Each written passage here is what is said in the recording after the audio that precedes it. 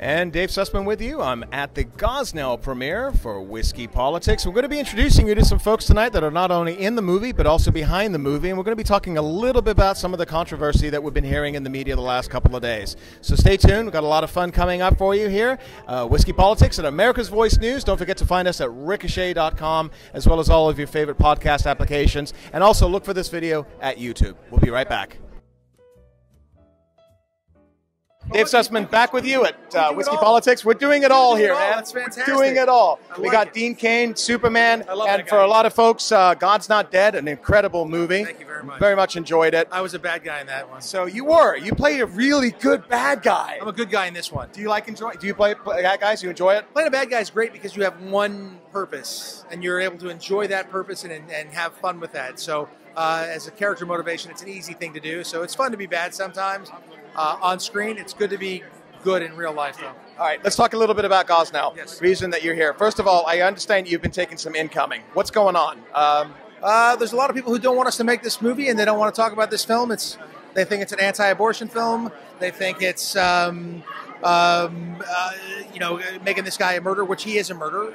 I've taken flack from the pro-life, pro-choice, LGBT, heavy Christian, not religious. Everybody's coming at me, and I'm not quite exactly sure why. I'm clear about my views. I'm pro-choice until viability of a fetus, 20 to 24 weeks, which most states have implemented. I am completely positive for LGBT rights, always have been. But it's interesting to see how people just, if you talk to the wrong person, you're guilty by association, and you must support this view or that. So it's been weird. It's been a weird time. I've taken a lot of incoming for no reason whatsoever. Yeah, and when people hear this and they say, wait a minute, the guy's pro-choice, what is he doing with a movie like this, right? Do you think people should allow their politics to dictate their art and their work? Absolutely not. Of course not. Now, you want to do a project you support. Now, this story doesn't, like I said, this story doesn't take a position on it. It just tells the story of Kermit Gosnell. I play Jim Wood, who's the detective, who's actually here tonight, which is really cool. I didn't think he would be and here. I read the book, and it's like a thriller. I mean, it's a page-turner. It's unbelievable, and his determination to get this guy prosecuted was amazing. So it's great. But listen, whatever your politics are, I encourage people in my business to get involved in politics. But be informed. Don't vilify the other side. Have rational discussions. Even if we're polar opposites. If you're pro-life and I'm pro-choice, let's talk about it. Right. And, don't call me, a baby killer. I'm not going to call you a religious zealot or whatever. That name calling doesn't help anybody. Have a conversation. That's the way things get solved. So we're in a cultural situation right now. Obviously, we are, coming out of the last couple of months, especially the last 3 weeks, everybody's at the last nerve, right? How do you have that conversation with people today? If you were to say, okay, let's sit down and have a dialogue, how do you have a dialogue with somebody that wants to have daggers for you? Just open up the conversation. Talk about it. I'm going to stay calm. You stay calm, and we'll have a good conversation. People go out of their minds. That's when everything gets all crazy. To not be able to speak to somebody, to vilify them, start name-calling and identity politics, that's just wrong. When somebody says to you, but you hate women. Well, that's not an opener. That's where they go to. That's not an opener. If they go there, that's a problem. That's not an opener. That's what we've heard the last few weeks. Oh, my God. I've been called a rape apologist. I've been called every name under the sun. My own mother was raped. Let me find the guy who did that. I'll end up in jail. You know what I mean? It's insanity. So for people to say that stuff, it ceases to mean you're a Nazi. It doesn't mean anything. They just throw these names out because it's identity politics. It's the wrong way to go. Right. What is it that you hope for this movie and for moving forward in our culture? I know you want the dialogue to increase. Do you think Hollywood has an appetite for more Gosnells? No. Hollywood didn't have an appetite for this Gosnell. They didn't fund it. They didn't distribute it. They won't let us publicize it. And social media has been putting it under the rug as well, right? Of course, but that's fine. Put it under the rug. See the film. I want people to see the film. I want them to discuss it and then make up their mind. That's all I want. Great. What projects you got coming up? I got a lot. I leave tomorrow at 4 o'clock in the morning to go to shoot 2 more films, so I'm busy. You're shooting 2 at the same time? I'm shooting 2 more films back to back. Oh, back to back. Well, good luck to you, Dean. Thanks for stopping by and everything you're doing. Thanks, Thank you Dean. for some more questions, too. I Appreciate it. Thank you. All right. And McElhinney and Phelim McAleer. McAleer. Yes. I should know this because we had you on our show That's at right. CPAC last year. Yes. That's right. How are you both? We're great. We're great. Great Happier to see be you here. again. Yes. Wonderful to see you again. First of all, this has been a labor of love now for a long time. Yes. Talk to me about how you guys both feel about this at your premiere of this movie that you've been working on for so long. Very relieved. We're exhausted. It's been a really long haul to get here. But, finally the people are going to get to see this film. We were hoping we're going to have huge crowds going out on Friday the 12th, this Friday, in theatres across the country, in over 600 theatres. We're relieved, we're exhausted, we're scared. It's a lot of emotions, actually, but it's really great to be here and to among our friends and our supporters. So many people who are here tonight, hundreds of people who sent in money. We had an amazing crowdfunding campaign, $2.3 million from 30,000 people, and some of them are here tonight, and I'm looking forward to celebrating with them. There's one. Very nice. That's Michael over there. Yeah. Hi, Michael. Yeah. All right, so let me ask you a couple of questions, because one of the things that I've noticed, and I've been following this along, I read the book when it came out after our interview, it was phenomenal, by the way, is that Hollywood, their reaction to this movie. First of all, talk a little bit about what happened with Facebook. Yeah, well, Facebook have now, we're now up to 30 ads banned from Facebook. So we had a whole Facebook strategy. We have 95, maybe 100,000 people on Facebook. We thought, let's reach out to them, get them involved. We've tried to reach out to them. Facebook have banned 30 of our ads. Facebook aren't interested in our money. Like they refused our money. And these ads that they rejected are like, one of them is just a picture of Dean Cain with Tucker Carlson. It doesn't get more benign than that. And they banned that. I mean, really, really, it's kind of horrible and it's frightening that this stuff is going on. And people just need to, we're hoping that everyone bypasses this and still hears about the story. But it's very disappointing, that Facebook would do that after all of the time and effort that we put into it, It's disappointing, but it's not shocking. I mean, so this film, since the very beginning, Kickstarter wouldn't let us raise money through their crowdfunding. NPR wouldn't take our money for ads. Kickstarter. I'm probably missing a few We've had nothing but multinationals. opposition. That's why it's taken us 4 years. What was their reason? Did they give you a specific reason? Facebook? No. Just terms of service? Yeah, it's just blanket? Not denied. So, I mean, for somebody that doesn't follow politics that closely, they take a look at this and they'll say, well, you must have said something offensive Literally, or a hate speech. One of the images they wouldn't let us promote and advertise with was Tucker Carlson interviewing Dean Cain about the movie. So it's like a screen grab from Fox News, with them just talking to each other, and that was unacceptable. Tucker Carlson talking to Superman. Yeah. And then we had Tom Arnold today. Did you hear about Tom Arnold? Yeah, so I was going to talk about that. Yeah, Tom Arnold just attacks Dean. Yeah. With the usual. And by the way, also gratuitously. Roseanne Barr's ex-husband, Tom Arnold. Yeah. And gratuitously also attacked the movie, a movie he hasn't even seen. Yeah. Using a lot of expletives. I won't even repeat it on this. A lot of F-bombs. A lot of F-bombs, which was really unfortunate, but just shows you how Hollywood feels about this movie. Yeah. Right. Without even seeing it. Right. So let's talk a little bit about, we just went through one of the most intense, politically divisive 3 weeks I've ever seen, maybe in 20 years. So you heard about this? We a little politics. Okay. We heard about this. One of the reasons that a lot of people say that the left was pushing so hard to not let Justice Kavanaugh get through was because of the abortion debate.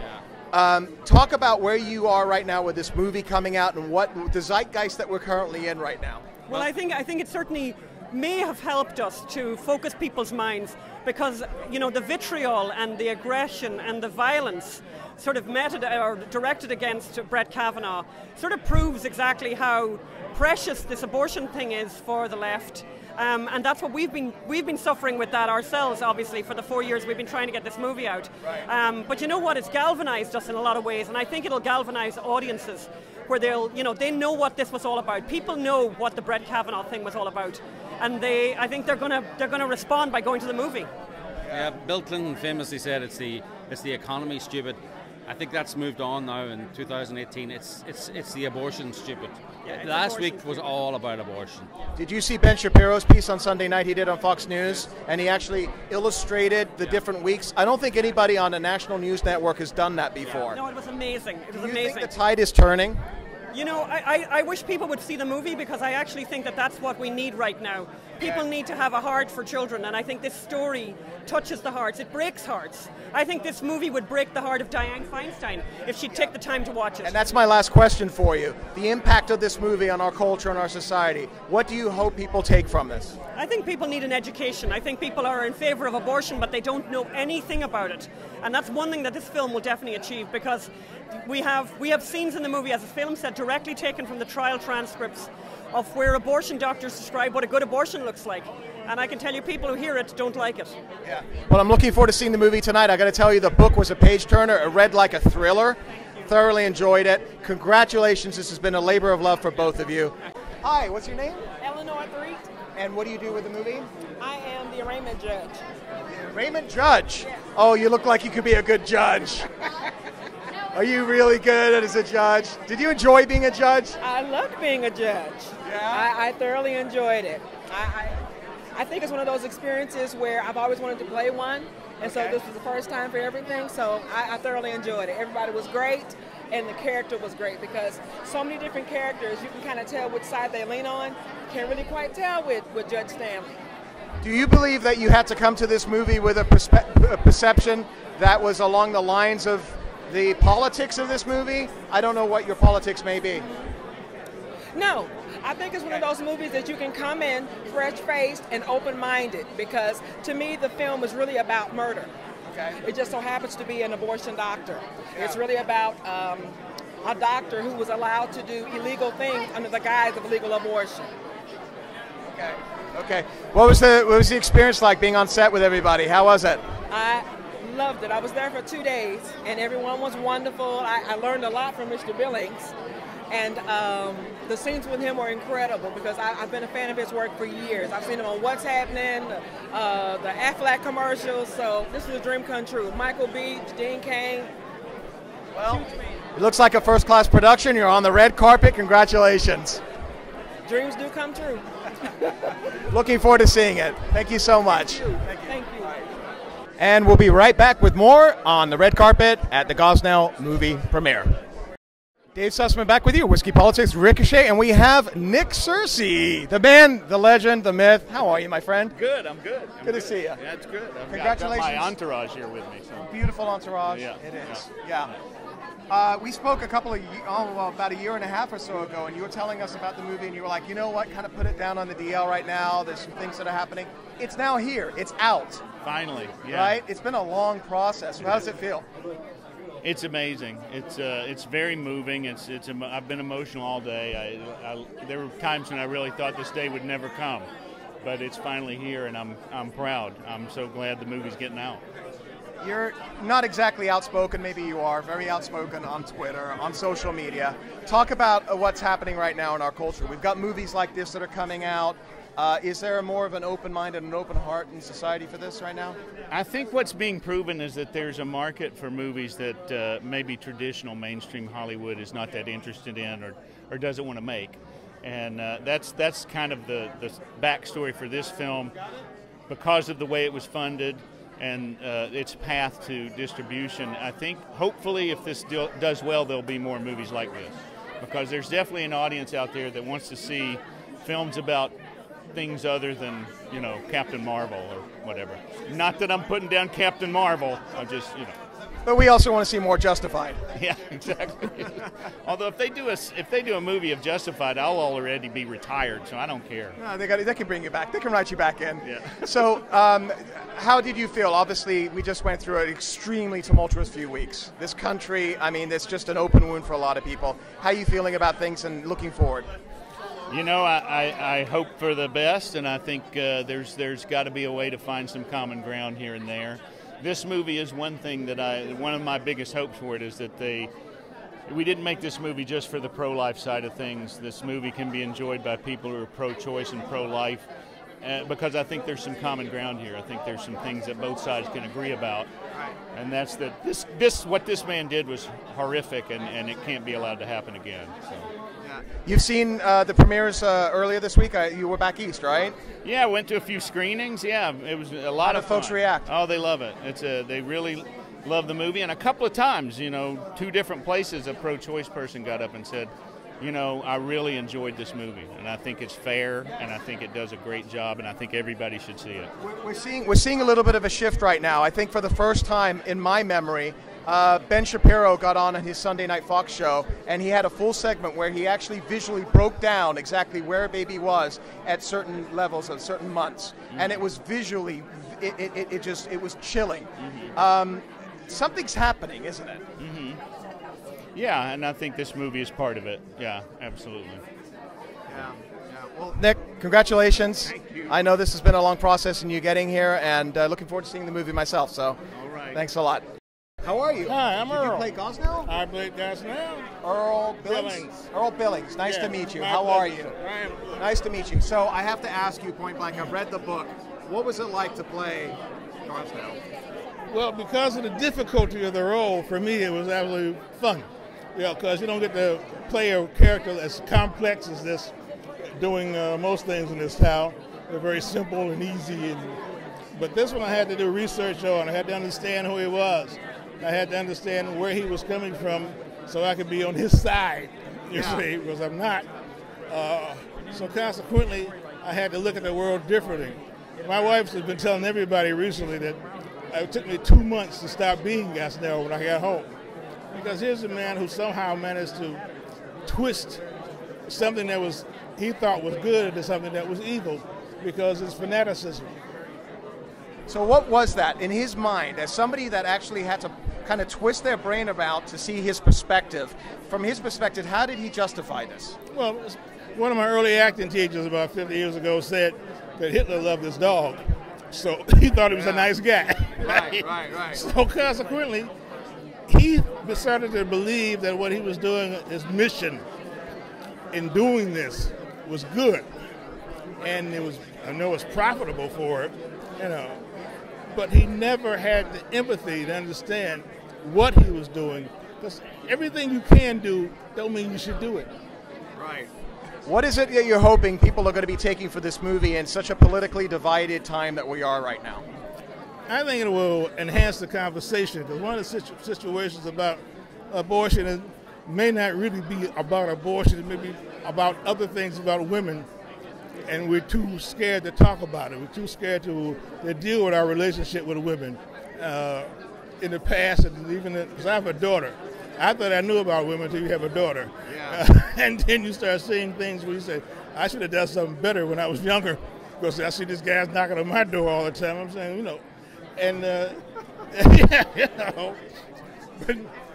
but I got a secret though. She used to bring these with teenagers, bring these guys home with ring noses and tattoos and stuff, and I would just hug them and I say, you want a drink? And I give them a beer, and we became good friends. Never saw him again, right? Oh, nice. That's a secret. There you go. She never brought him back again because There you go. they try to shock you and don't realize you're 20 years older than they are. I mean, Right. it's been around, So when people see this movie and they recognize you, I mean, is there going to be? Are you feeling like you're playing obviously a very I don't want to call you the antagonist, but you are, right? Yeah. What do you think people's impressions are going to be of you? You may not understand this, but I really don't care. As an artist, I'm showing a truth. Now, the truth is the truth, whether you believe it or not. Right. So what we're showing in this movie is an actual thing that actually happened with actual people. Yeah. It's up to them to decide or get what they can from it, the fact that there is no evil in the world. There's people believing they're doing the right thing, but they have a twisted point of view of things. Right. Yeah. And I've heard a lot of actors over the years tell me that their favorite parts are playing the bad guy. Oh yeah. I did a show with I'm trying to think of his name now. Leo Gordon, who was always used to be a bad guy in the 50s and stuff. Yeah. And I was telling him that when I was a kid growing up in Cleveland, Ohio, is that we rooted for the bad guys because they had the booze, the girls, and the money, and the good guys kissed their horses and rode off, Right. And he started busted up laughing, but they're the better parts to play because they're the ones that push you into places that are in you that you didn't really know. And I found that out during the shooting here, where I had sometimes take a break and walk away because it was going too deep into this thing. Folks, go see Gosnell. Earl Billings is the title character here. And thank you for doing what you're doing, and appreciate you stopping by. Thank you very much, sir. Thank you. All right. We'll be right back with Whiskey Politics. Lewis, how you doing? Good to see you, man. Same here. Nice to meet you. So tell us a little bit about what you're doing tonight with this movie, and how exciting is this? Man, this is, when I say incredible, it's like I'm here tonight to support this amazing cast, the producer team, the directors. Producer over there was telling me about the war stories, man. Seeing them go from this Indiegogo campaign that they put together in 45 days to raise the $2.3 million to talk about such an issue and a topic, you know, in history that I don't think a lot of people are aware of.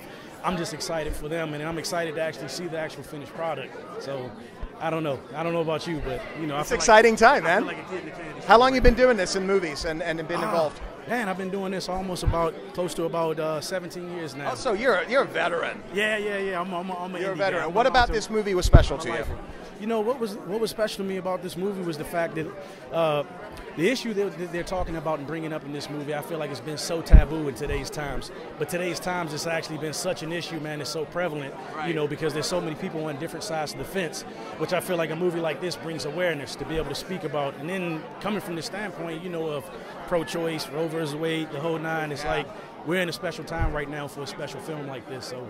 Well, good, and we're glad to see it. I know it's been a long process to get this movie out. We interviewed Anne and Phelim a couple of years ago, and they were trying to get it. Yeah. So it's been a long process, so it's nice to see. Yeah. So we're looking forward to seeing it, and thanks for everything you're doing. Pleasure, bro. All right, thank you. Come here, man. What are you doing, brother? You too. What's going on? My hair's not blowing in the wind like that. No, it's not. Yes. So, Ricky Rebel, go back to Whiskey Politics. You can find our long-form interview with him. Yes. Phenomenal guy, pop singer extraordinaire. Tell us what you're doing here tonight, Ricky. I am here at the Gosnell premiere. I'm really excited to see this film. I've never even heard of this guy or what happened, and it sounds like a very, very interesting story. Okay, so you're coming into this without knowing anything about the story. Very little.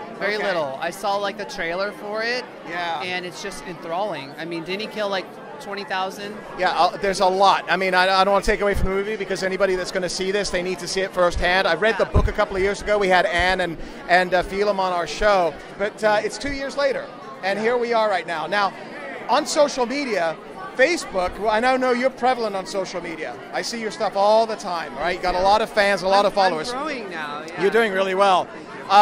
So Facebook basically blocked their ads.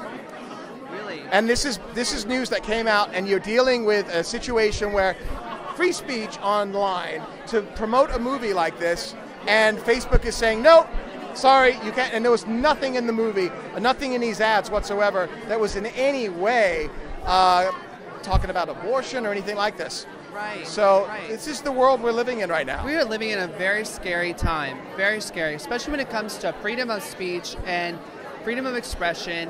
And this is art, you know? This is art. And they're censoring people, and people think, oh, well, it'll never happen to me. That's BS. It might happen. It's going to happen to you at one point. It's going to happen to all of us. As an artist, as a recording artist, this means so much to me. The fact that Facebook picks and chooses what is okay. Google picks and chooses what is true and what is not. It's awful. We got to do something about it. Nice to meet you. Nice to meet you. Yeah, absolutely. So tell us a little bit about the movie. Your big French again. Make friends great again. Yeah, make friends great again. I stand for people. I'm a social activist. This is also why I'm at this event. Okay. This movie is also about social issues that we do not address in America. So I actually stand for that, for the rights of women and the crimes we don't talk about. Women go through so much, and we never expose what's going on, and when somebody's a victim, they tend not to talk about it because it's a very hard subject. So I think this movie is bringing awareness about those things, you know. Gotcha. Yes. And that's really important today, especially with everything that's been going on politically in the last few months. We are actually very lucky in America to have what we have, because I just came back from Cannes, and I was attacked on the red carpet by 4 men. So, violence. Wow. With no reason. Yes. That was actually what happened, and there's no explanation, nothing, and there's no justice. So I am lucky to be in a country that actually stands for people, that actually is looking for justice. I'm so happy to be here, even though I know the media, there's a lot that's going on about our country, but I do believe that we have a solid base. From your perspective, your last question for you, from your perspective, you're looking at it from an outsider standpoint. What are you seeing happening right now in American culture regarding all of this?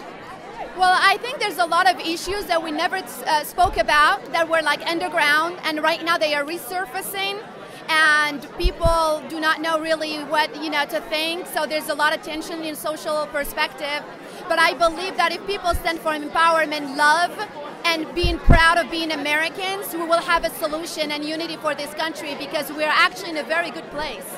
Wonderful. Well, it was great meeting you, and thank you for everything you're doing. Thank you so much. Thank you. All right. Thank you. Dave Sussman, nice to meet you. Nice to meet you. Kristy, nice to meet you. First of all, big fan from you in the 90s. Oh. Great to see you here. And I got to ask you just point blank right out of the gate. Your name has come up a lot in media right now, especially in conservative media, regarding being outspoken regarding what you're seeing happening in our culture. From your perspective, what is going on right now? You're Big asking question. me what's going on? You seem to I have don't know what's going on. Observations, though. Gosh, it's just people are angry. People are like losing their minds. People need to calm down. We need a lot more love. I mean, people are just losing their minds. I don't remember. I'm almost 50 years old. I grew up in the 70s in Orange County, California.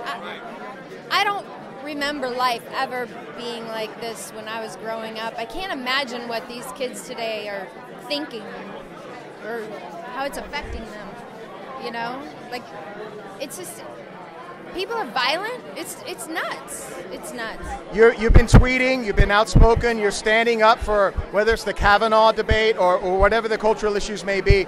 What has been the response of many people for you right now in Hollywood, in the movies and television, friends of yours that are in the industry? Well, people in the industry, if they're on the other side, they don't like what you have to say, and that's fine. I mean, everybody's entitled to their opinion, and if we can, talk about it in a nice way and not threaten each other or yell or scream, then, I think that's always best. That's the way we always used to do it.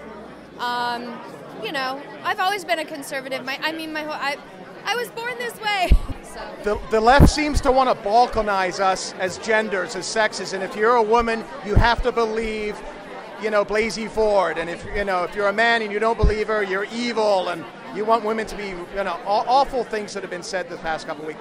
As a mother, as a female, Southern California, Orange County, are you seeing something right now as far as a divide happening between the sexes, or what is your impression of what you're hearing? It's not human. I mean, you have to listen to everybody. People need to be heard, not believed. I mean, they need to be addressed, they need to be heard, and it just seems like this whole thing of, shut up and stop and you must believe this just because someone said it doesn't necessarily, especially an allegation like that. No corroboration. Yeah, I mean, he deserves to be heard, and she deserves to be heard, and that's the respectful way to do it.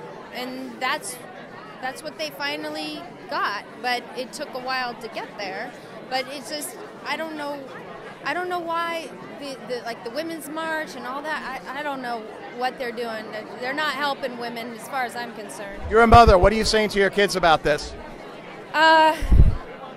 I'm saying to my son, he hears it, he watches the news and he pays attention, and, I always just tell him to be smart, be aware of your surroundings, think before you speak, I try to give him the best advice. He's just 11, but, it's definitely influencing him, certainly. I don't know, somehow, some way. Right. We haven't really talked about it, but yeah. Well, I'll let you go. Kristy Swanson, great having you. Thank you for joining us. Thank you so much. All right. Great. So you're here tonight with Gosnell, Mindy Robinson, folks. She's in another movie, and it's called Roe v. Wade. Roe v. Wade, yes. All right. Where will people find that? It hopefully will be out next month. We're hoping to have it done with editing. We kind of filmed at the same time as this, so it's kind of interesting watching the parallel. And what part did you play in that movie? Well, it's an ensemble cast, and we're all playing real people. So I play Ellen McCormick. She was one of the first women to run for president. and most people wouldn't even know her name, and she ran on a pro-life platform. And so I try to do it justice. She's from Long Island, you know, she had the brunette hair. I did it all. You got the whole thing down. I hope I did her justice. I hope she's, you know, she watches down and she likes the movies. All right, okay. So what are we seeing right now? You got Gosnell, you got Roe v. Wade. We just had the Kavanaugh debates the last couple of months. What's going on right now culturally, do you think? I feel like, you know, pro-life people have been silenced. You know, we've been bullied, we've been shunned, blacklisted, especially if you're in entertainment. An abortion should be the saddest thing in the world. And you have one side that is shouting it from a rooftop and another side that is like, it's murder. You know, and for some reason pro-life people are never really allowed to tell their story without all the worst case scenarios being thrown at them and all that kind of stuff. So I feel like there's been a hole in Hollywood where finally we're allowed to tell these stories. And it's uphill.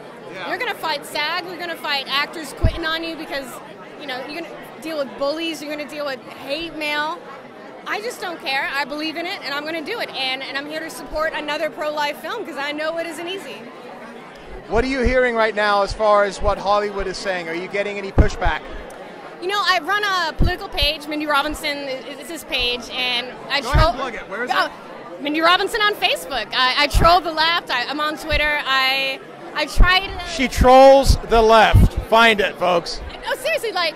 Everyone's getting yelled at to them about politics, and I try to do it with a sense of humor and realism. I majored in American history. I majored in political science. Yeah. I'm giving them information in a funny way because I'm still a comedic actor, and people have really taken to it. It makes them feel better to get on Facebook and see my stuff. And I've had to deal with the Zuckerberg and the censorship and everything else that every conservative actor has had to deal with. Yeah. But there's just been a hole, and I feel like this is the first time, maybe because Weinstein and all his garbage came out, that conservatives are allowed to come out and do our own projects, and I hope it's not the last. I hope we continue to do things that speak for America, speak for middle America and the blue collar and the working class and everyone else. It's not just some a-hole living in a Beverly Hills, you know, mansion telling someone in Texas how they need to live, how they need to not have guns, or, you know, I just don't get that. I think we're starting to see that right now. You're starting to see a big pushback right now, and that's with a lot of media, maybe 90% of it being very negative towards this administration and the issues you're talking about. Well, you know, the media has been biased. It was biased during the entire election, and the thing that outed them was social media. Right. You know, CNN couldn't just put a story out. Someone was going to fact check it, and they were going to put it out there. And that's why they've cracked down on conservatives and social media. They hit James Wood. Like, James Woods is a legend. And they hit him. I get hit all the time. I've been banned. I posted threats a liberal sent me, and I got a 30-day ban. Breitbart had to step in. You get the ban posting something that a liberal posted online. Awful things. And I get the ban, and they get to keep their account. And Breitbart stepped in. Insane. In 2 days, I had an apology from Facebook. But that's the battle we're at. Like, look at Diamond and Silk. Look at all this. We're fighting to say our opinion. Meanwhile, you got people like Kathy Griffin that can say awful things and harass people and never, ever face, you know, the ban him. Where do folks find you? I'm Mindy Robinson. I'm on the Facebook. I'm on the Twitter at iHeartMindy. I run the page AmericanAFMindy.com, which is all articles, all fun shit. I'm the blue-collar actor. I'm just here trying to help everyone. All right. Mindy Robinson, thanks for stopping by. And good luck with the movie, by the way. We'll be right back with Whiskey Politics. Dave Sussman back with you at Whiskey Politics at the Gosnell movie premiere on the red carpet, and I'm with the candidate for Congress here, Tim Donnelly, and Rowena. Nice to meet you. How are you? We're fantastic. We're excited to be here. This is a great movie. It's a great telling of one of America's, you know, worst horror stories. I mean, this guy's the mass murderer, a serial killer, and the media just wants to ignore it, sweep it under the rug, and tried to censor and shut this whole thing down. It's exciting that it's finally happening. Yeah, it really is. Have you? Did you have a chance to read the book or know anything about this yet? I have not seen the movie. Okay. I have not read the book. You're coming in blind. Sure, I'm coming. Well, I know. Yeah. I know about. You know about Gosnell. Yes. But talk about. Listen, you're running for which district is it now? I'm running for the 8th district in California, and I'm actually running against a Republican who continually votes to fund Planned Parenthood, even after everything we know. Even after the Daleiden videos came out, and the excuse is, well, we got to fund the military, so we got to put up with that. Right. Well, I'm absolutely ardently pro-life, and, well, I'm Irish Catholic, 14 kids, so, you sort of have to be pro-life. But to me, there is no greater purpose for government. Folks that are outside of your district, you got a really weird geography, right? Talk about some of the big towns and areas and districts that you have in there. Well, if you split California in half, my district would be the eastern half and it would be America. So it's Joshua Tree to just shy of Lake Tahoe. Okay. And it includes like Yucca Valley, Joshua Tree, the Marine Base, all the way up to the mountains, Big Bear Lakes, Lake Arrowhead, then the high desert, and then all of Inyo and Mono counties. And so you have the largest county in the world, most of that, and the second largest county in the country are in this district. So when people talk about red state California, this is it. This is the reddest of the red districts, and we have a guy that might as well be a San Francisco liberal. And Charles Munger Jr., who sort of bought the Republican Party, is the San Francisco liberal that bought him this seat for $1 million back in 2012. Yeah. And so this is a real race. We're the only race in the country. Son of Berkshire Hathaway, lots of money. Right. We're the only race in the country where we've shut out the Democrats. This is Republican on Republican, so you really get to choose who you want to represent you. Right. What are you hearing right now regarding what is happening in our culture? We just got through the Kavanaugh hearings. What are people saying to you? People are so passionately outspoken these days. They are just done. They love the fact that the Republican Party finally won and held its ground. And they want to see more people like that. They love Trump. This is a huge Trump district. And Trump was talked into endorsing my opponent, who was a never-Trumper. And then Ann Coulter sent him a tweet back and said, dude, you just endorsed against a guy that built a wall on the border a decade ago, before you were even thinking about it. So she's coming out to my district to do an event, which is going to be a huge, huge thing because Ann Coulter doesn't come to Victorville every day. But she is coming on October 23rd. I saw that. So October 23rd, Ann Coulter is going to be in Victorville. Whereabouts? She is at the Hilton Garden Inn. You can go to DonnellyForCongress.com and get tickets. All right, outstanding. Tim, best of luck with everything. We probably want to talk with you more before the election. That sounds great. Get into some more detail on things. All right, good luck with everything. Right. Thank you. Nice to meet you too. All right, thank you. All right. So I'm David Daleiden. I'm with the Center for Medical Progress. We're the ones who did the undercover videos of Planned Parenthood selling aborted baby parts about 3 years ago, if you remember those. Was that Project Veritas? No, that was not Project Veritas. That was Center for Medical Progress. Similar genre of undercover footage, but different organization. We're the ones who released the undercover footage about 3 years ago of Planned Parenthood's top-level doctors drinking wine, eating salad, as they were talking about selling the hearts and lungs and livers and brains. So I've known Ann and Phelim, the makers of the Gosnell film, for a couple of years now, and I just appreciate so much the work that they've done to tell this story the way that both the innocent victims and also the guilty, the criminals like Dr. Gosnell, deserve to have this story told on the big screen and for all the country to hear about it. I remember seeing the undercover video. It was extremely disheartening. I also noticed that the media kind of swept it under the rug very quickly. They just didn't want to talk about it. You got this movie coming out. There's another movie that's coming out, Roe v. Wade. What's happening right now with these films and as far as the artistic community coming to the table regarding this really divisive issue in our country at this time? I think it's true that the establishment media has certainly tried to sweep these issues under the rug and not talk about the abortion crime that's still happening in America, perpetrated by organizations like Planned Parenthood, the National Abortion Federation, of which Kermit Gosnell tried to get cover from, and others, but they're not able to, because these are stories that Americans, just good, red-blooded Americans, want to hear told. Right. They're concerned about these issues, about human equality, human dignity, what late-term abortion means in our country for how we treat each other and how we treat our fellow human beings. So these stories are important and they resonate with people. And so I don't think that the establishment media can completely keep them out of the picture or completely under wraps. And the establishment media, only 1 in 3 Americans trust the legacy media anymore. So the new media, the alternative media, social media, and films like this are going to continue to be made and continue to be viewed and continue to go viral, because these are stories that matter and that people really care about. Well, it's a good message. Where can folks find you and learn more about your project and what you're involved with? You can find more about the undercover videos of Planned Parenthood at centerformedicalprogress.org or cmp.org. Outstanding. Thanks so much for your time, and thanks Thank for being you here. so I much. love the tie. You got little thank skulls you. there? Yeah. You know, this is just, you know, kind of a little bit of a dark side. People, Very you know, cool. like to see that. Thanks so much, buddy. Thank you Appreciate so much. it. It feels really good to be here right now because you've got a lot of really good people that have love in the air. A lot of people that are happy. I got to tell you, I think that the Kavanaugh hearings, after what took place and with Kavanaugh being placed, I think people are really, really happy and optimistic.